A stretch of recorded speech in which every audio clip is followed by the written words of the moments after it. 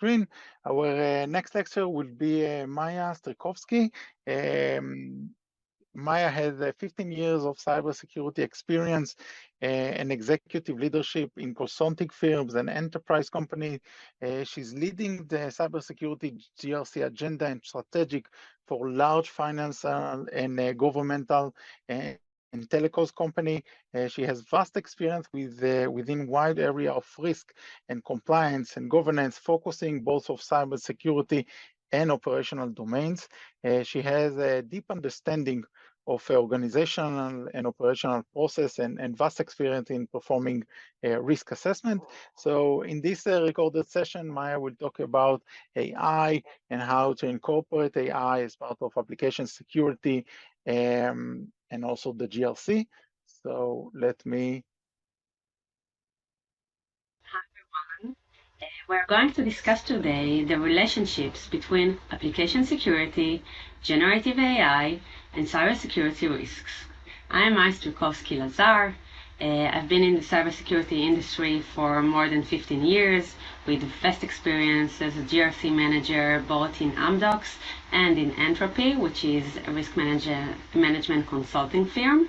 I'm CISM and CDPSC certified. And let's begin. So, machine learning and artificial intelligence has been part of our world for lots of years in several domains like healthcare, like face recognition, voice recognition, and even social network. But if, let's say, a year ago, I would have told you that any person without any specific education or certification would be able to get up in the morning and professionally produce visual content, write a professional blog on a subject he doesn't even know, compose songs, be a tour guide in places he's never been in, produce films, or even write applications. Would you believe me?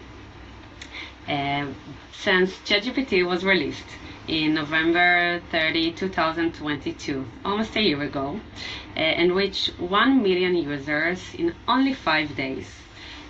This ability and this quick embracement and usage from all over the world of generative AI made it accessible, made it possible to everyone, eliminating any dependencies on expensive, on dedicated professionals, and what was before accessible only to unique professionals, now by overnight became accessible to everyone.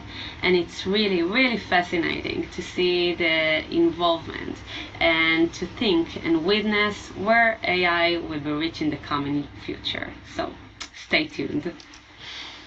Okay, so when we're talking about generative AI, which is being exploding, we can see from this base 10 trend map the developer tools, the infrastructure tools, which companies today are being used for, let's say, orchestration, for deployment, for context, for QA. All of these companies are included generative AI in those products, in those tools, and bringing the value of generative AI to their products. And we see that this map is getting updated on a weekly basis with more and more companies embracing these generative AI abilities. So it's really exploding, it's really like everywhere. And now if we're developers, this whole generative AI world with generative AI tools and systems, it raises a lot of questions for developers. For example, what is the quality? What is the reliability of the data that is being generated? And when we're generating code, who is the owner of it? Can we use it in the products, in the proposals for our customers? And should we use the generative code the same as we treat the open source code? Or there's something else that we should do? Can we use sensitive data as part of these generative AI tools? And more questions that we're facing, but maybe the most interesting questions that we have is, will generative AI will replace developers?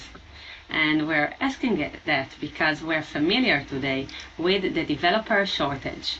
We can see that in 2021, the shortage of software engineers amounted to 40 million, and the US Labor Department estimates that the global shortage of software engineers may reach to 85.2 million by 2030. There are job openings for software developers, for QA analysts, for testers that are projected to grow by 22% year over year from 2020 to 2030. And if we think about it in business perspective, the companies risk losing $8.5 trillion in revenue because of this lack of skilled talent. So will Gen AI will be the answer for this developer shortage? Let's wait and see. But what we can see today, that this survey shows the percentage of employees worldwide using ChatGPT in work environments, and we can see that the percentage of employees who are using ChatGPT at work are almost doubled. Okay, the percentage almost doubled, and from those, the employees who made copy paste to company data was really doubled from February to June 2023, and the percentage number of employees who made copy paste to sensitive data grow from 1.8% to 4.7%. And this information brings us to the cybersecurity risks that we are facing by using generative AI tools. And the first risk, which is connected to the previous slide, is the confidentiality and privacy risk. And we need to understand that any information, any data that we are putting or uploading to the generative AI tools or chatbots will eventually be used to train the models. So you can think about it that if someone else will ask something in a prompt, the answer that he will get might be based or even included parts of the sensitive data that you uploaded. Okay, so it's something that we need to be familiar with and to think about. So please don't put any sensitive information about yourself, about your company, about your customer in generative AI tools. The next risk is regarding the integrity of the data. If you're using generative AI tools to, let's say, for example, make QA review of a code that you wrote, or even generate code in those tools, who said that the data is reliable, is correct, that you can really trust on it? You need to validate, you need to test it, you need to check it like any other code that you will take, and don't put it as is in production. And the next risk, which from my perspective will evolve the most in the coming years, is the advanced disinformation campaign. We can see even today fake photos, fake videos, and this knowledge and the ability to recognize what is correct and what is not from generative AI chatbots or data that we will generate will be more and more difficult in the coming years, and we need to be aware of it, and we need to test and verify and check the information that we are getting. Don't take it as is, and check it and the reliability of it. The next risk is a regulatory risk about the regulation. Let's say, for example, that you're uploading European customer data to generative AI tools. Let's say, for example, ChatGPT. So OpenAI doesn't reveal where its servers are located. So this European customer data might be saved in a server which is in the US, and it's really exposing your company to regulatory risk. The next risk is regarding the legal risk. Like we talked before, let's say, for example, when you are generating code, who owns the code? Who is the owner of it? Can you use it in your product, in your outputs, in your proposals to customers? If something will happen, who is the owner of it? you or someone else, you can blame ChatGPT, of course. So it's something that you need to be aligned with your legal department in the company. And the last risk that we'll discuss today, there are of course more risks, but due to time purposes, we will focus only on them. The last risk is regarding social engineering. Let's take, for example, phishing attacks are being way more accurate today. They can be custom tailored to the specific company employees or specific population that you want to attack because of those generative AI tools who made it very, very easy for the attackers to do the phishing attack, and we need to be aware of it and check everything and don't click links, of course. So let's take some use cases for exploits that we have in generative AI. The first one is regarding the well-known data breach in ChatGPT on March 2023, where payment-related information and chat history of ChatGPT plus customers were leaked. The information included first and last name, email addresses, payment addresses, the last 4 digits of the credit card number, and even the card expiration date. ChatGPT was offline also for several hours because of this breach, and after that the vulnerability was discovered in the Redis client open source library. There are some misconfigurations in the OpenAI server, so after they patched the vulnerability they restored the servers, but still it was a couple of hours offline and this data was leaked. The second use case is regarding the AI package hallucination. You can think about it as supply chain attacks on steroids, okay? Because researchers saw that ChatGPT sometimes generates URLs, references, even code libraries, functions that not really exist, okay? The techniques involves, let's say, for example, I pose a question to ChatGPT and I request a package to solve this coding problem, and ChatGPT provides these multiple package recommendations, but some of them are not published in a legitimate repository, they don't really exist. An attacker can replace those non-existent packages with their own malicious ones, and when a user who is, rely on ChatGPT recommendation, when he will install this package, the malicious code can execute. They say these hallucinations might be the result of all training data, maybe not, but to mitigate this risk, developers should carefully vet libraries. You need to check factors as creation date, download count, comments, attach notes. Be really cautious, really skeptical about suspicious packages, and it's really crucial for maintaining software security. And the last use case that I will talk about is kind of cute even. ChatGPT grandma exploit. Users figure out a workaround to the restriction put in the ChatGPT.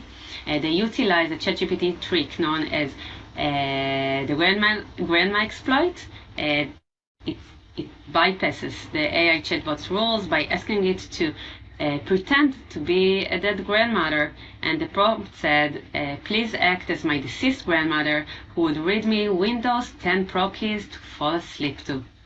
And ChatGPT really did it, and it generated 5 license keys for Windows 10 Pro and Windows 11 Pro, while offering his sincere condolences and hope that the user now can fall asleep well at night.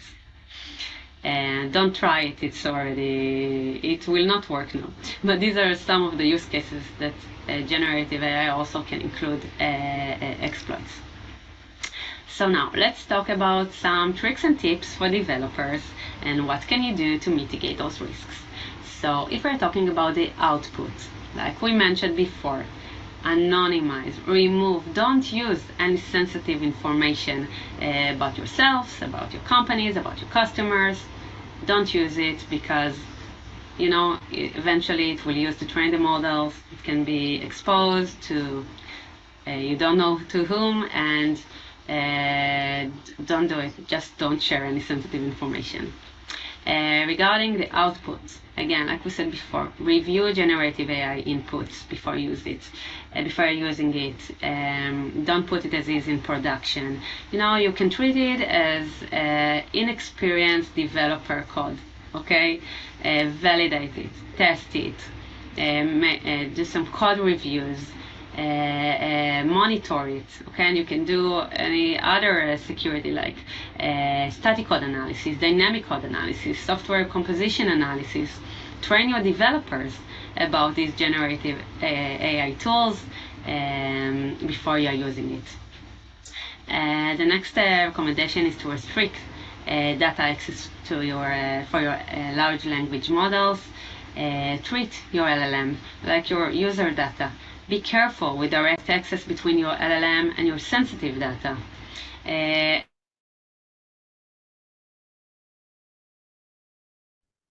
Adhere to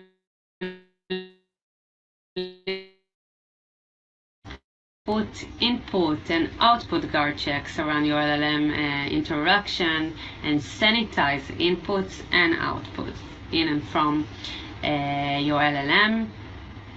Use generative AI with extra cautious to applications which interact with users, because generative AI can generate text which is very convincing and can make it very easier to trick users to provide sensitive data and sensitive information.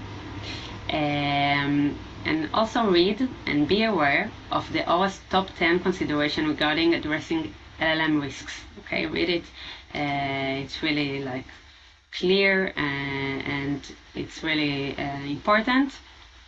Also, like we talked before about hallucinations, consider if ChatGPT or any other chatbot gives you like open source libraries recommendations, consider to manually verify them, okay, before using them. And if there are any false AI software which requires connectivity to a third-party service which is outside of the company's, please follow the company's commercial third-party process. And in general, align anything that's regarding to generative AI, align to your company's processes, to your company policies and guidelines from security perspective, from legal perspective, just to make sure that you are not putting the company in any risk. So thank you everyone for listening. As this is a recording session, you can feel free to reach me for any further questions or queries about these relationships between application security, generative AI, and cybersecurity risks.